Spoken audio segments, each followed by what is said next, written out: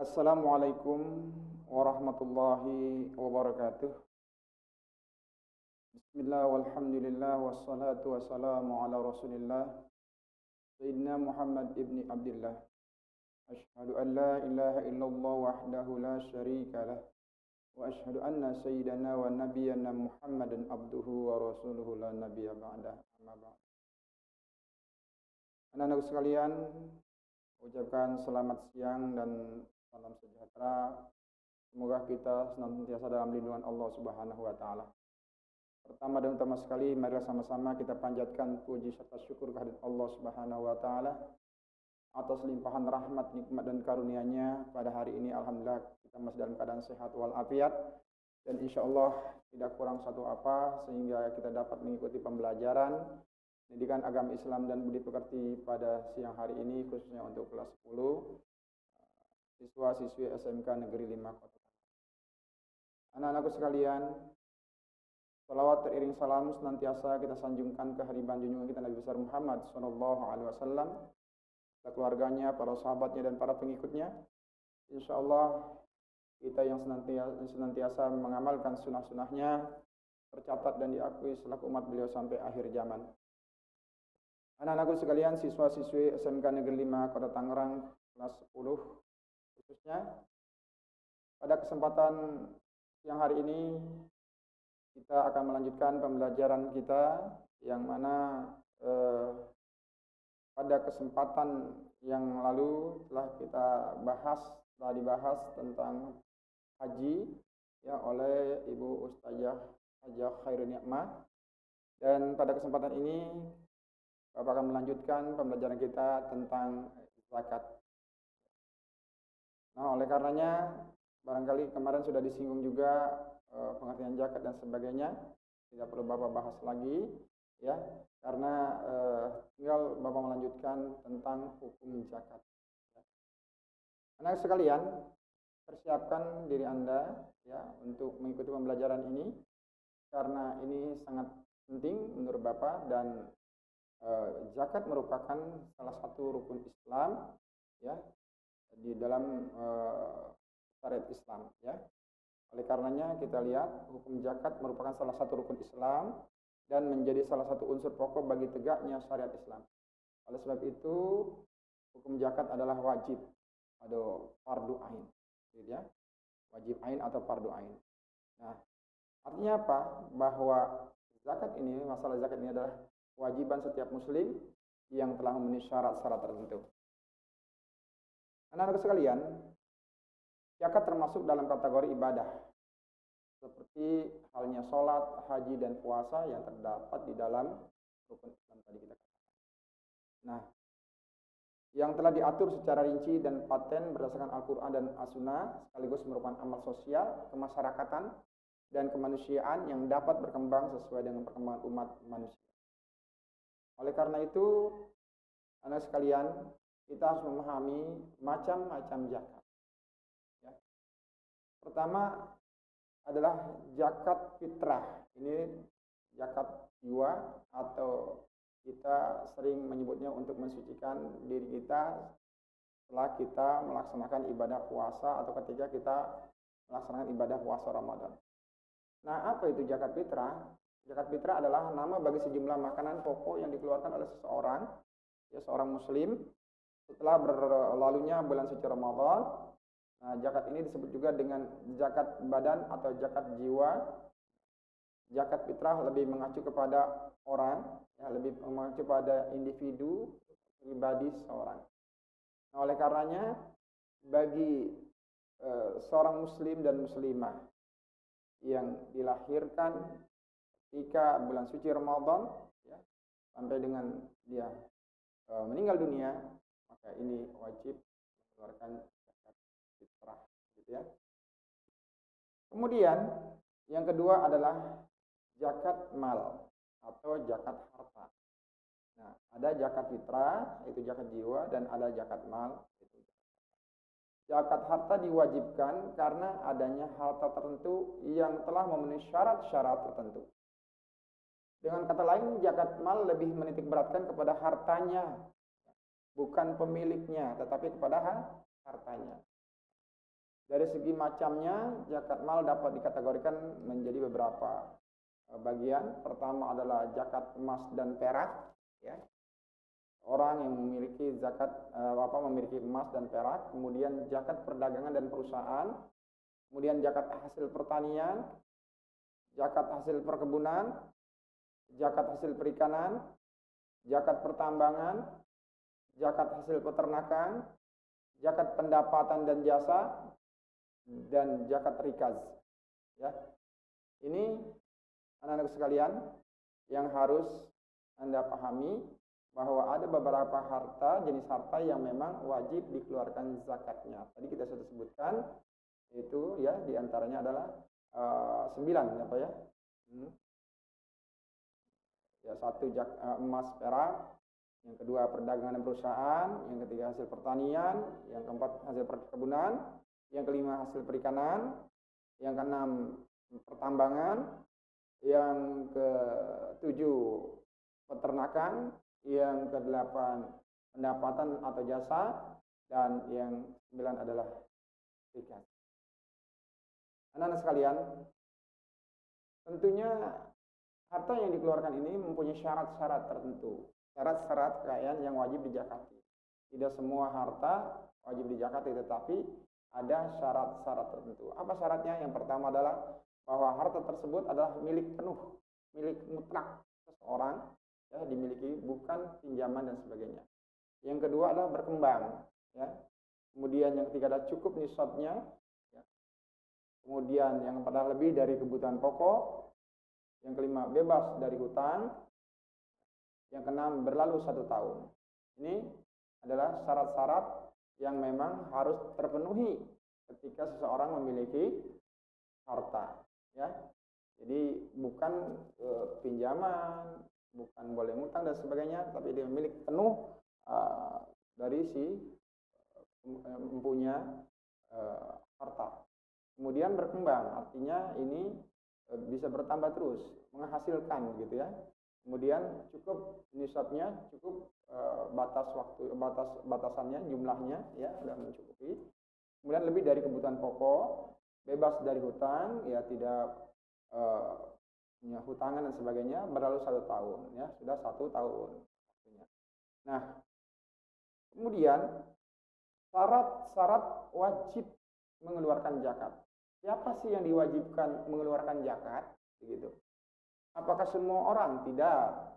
Yang diwajibkan mengeluarkan zakat adalah orang Islam, nih syaratnya. Kemudian yang kedua merdeka, ya, bukan budak. Kemudian yang ketiga adalah balik, ya, sudah balik. Kemudian berakal, ya, tidak gila. Kemudian sampai nisabnya, ya, sampai nisabnya. Nah, apa tujuannya zakat ini? Zakat mempunyai tujuan yang pertama adalah untuk menghindarkan muzaki dari sifat kikir. Untuk menghindarkan orang yang punya harta, orang yang wajib zakat itu dari sifat kikir, pelit, ya, dari sifat pelit, kikir, bakhil, koret dan sebagainya. Yang kedua, harmonisasi hubungan antara orang kaya dengan orang miskin, ya. Ada keseimbangan antara orang kaya dengan orang miskin, ada kepedulian, gitu ya, kepedulian sosial. Yang ketiga adalah membersihkan harta, ya. Barangkali harta-harta yang kita dapatkan itu dari hal-hal yang jelas sumbernya dan sebagainya, maka ini untuk membersihkan harta tersebut wajib dikeluarkan zakatnya itu. Untuk membersihkan harta. Yang keempat tujuannya adalah menumbuhkan keberkatan pada harta yang dizakati, agar harta tersebut menjadi berkah, gitu ya, bermanfaat dan mempunyai nilai ibadah di hadapan Allah Subhanahu wa taala. Anak-anak sekalian, setelah kita tahu tujuan dari zakat ini, kita harus tahu juga fungsi zakat. Apa sih fungsinya zakat? Ya. Fungsi zakat yang pertama adalah sebagai sarana penyangga kerawanan sosial, agar tidak terjadi atau mengurangi terjadinya kerawanan-kerawanan sosial seperti perampokan, pencurian, penodongan dan sebagainya, kejahatan-kejahatan yang menggunakan baik dengan senjata tajam maupun dengan hal-hal yang lain. Oleh karenanya zakat ini salah satu cara yang berfungsi dapat mengurangi atau menyanggah kerawanan sosial. Kemudian yang kedua, sebagai sarana pemulihan manusia. Ya, orang yang melakukan zakat itu tidak akan berkurang hartanya, tetapi justru dia akan menjadi orang mulia. Kemudian sebagai sarana konsolidasi umat, ya, fungsinya. Nah, kemudian yang keempat, sebagai sarana pembelaan terhadap kemanusiaan. Ya, manakala ada saudara-saudara kita yang mendapatkan musibah, bencana dan sebagainya, ya, ini perlu bantuan dan sebagainya.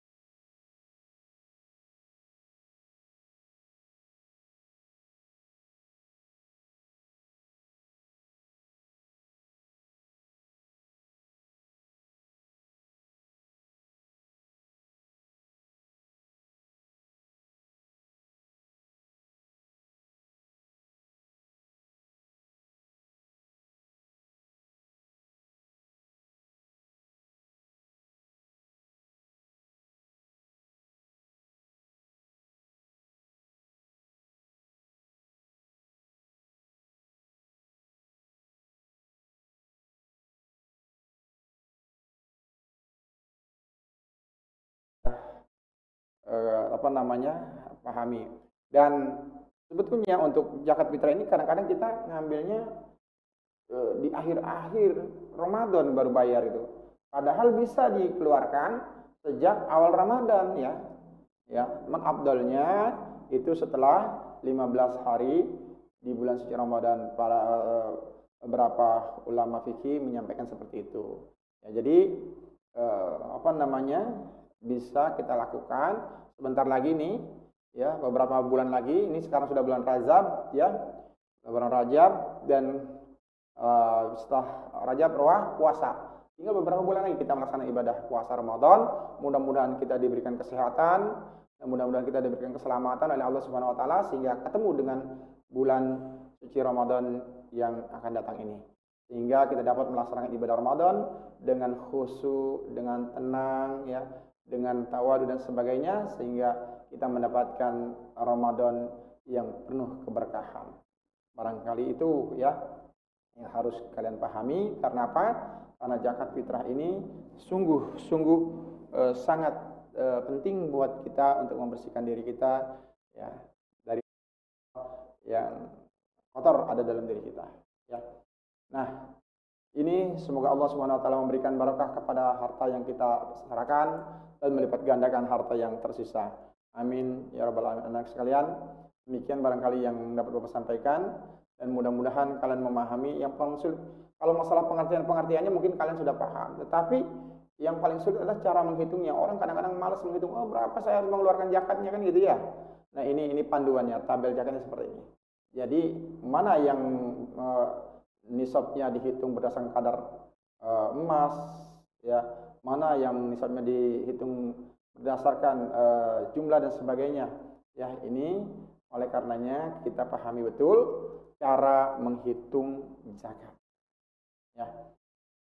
Demikian, dan mudah-mudahan kalian ada manfaat, kalian bisa mengambil manfaat dari zakat ini. Dan Bapak minta coba tolong kalian hitung ya, misalnya